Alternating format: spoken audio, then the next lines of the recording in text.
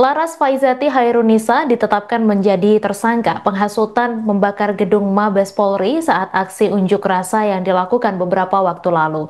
Ia diamankan pihak kepolisian di kediamannya di Lubang Buaya, Cipayung, Jakarta Timur pada Senin 1 September 2025.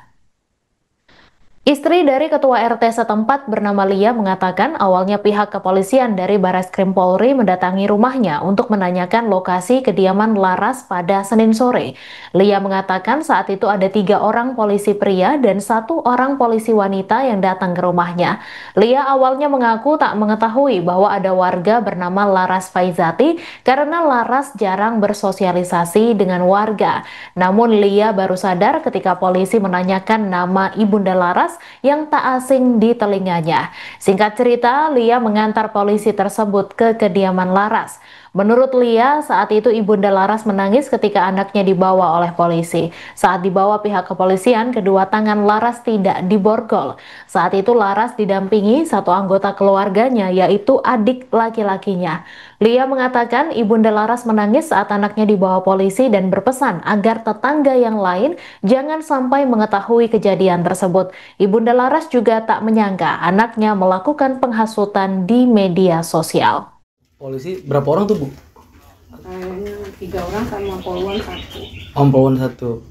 Oh, langsung Ibu anterin tuh ke rumahnya. Enggak saya anterin enggak. Lama dulu di sini.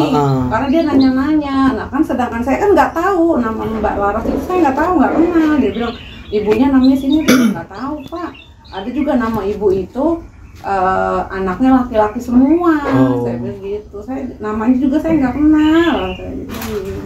Tapi ternyata masih tinggal di sini ternyata, Bu. Masih. Cuman emang saya juga nggak tahu kalau ternyata itu nama itu ada di sini gitu, karena emang saya nggak tahu ya, walaupun saya kenal sama ibunya tapi anak-anaknya saya nggak tahu gitu kan.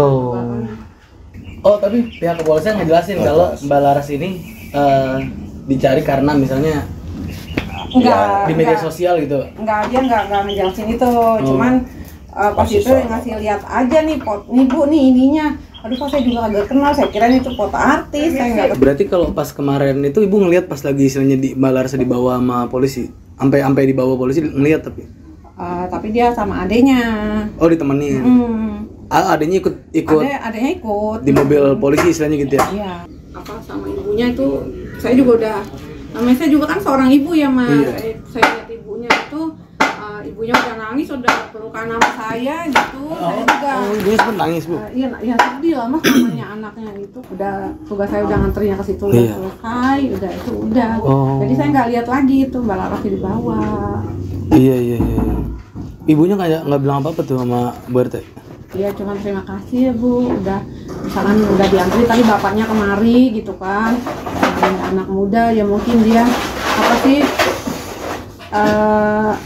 namanya jiwa muda gitu ya, apa gitu dia namanya ya, mungkin apa sih ya, cuman sekedar ekspresi ya, apa iya mungkin sesaat menyuarakan, kadang menyuarakan hatinya atau gimana, saya juga nggak ngerti dah ya. Itu bahasa yang begitu.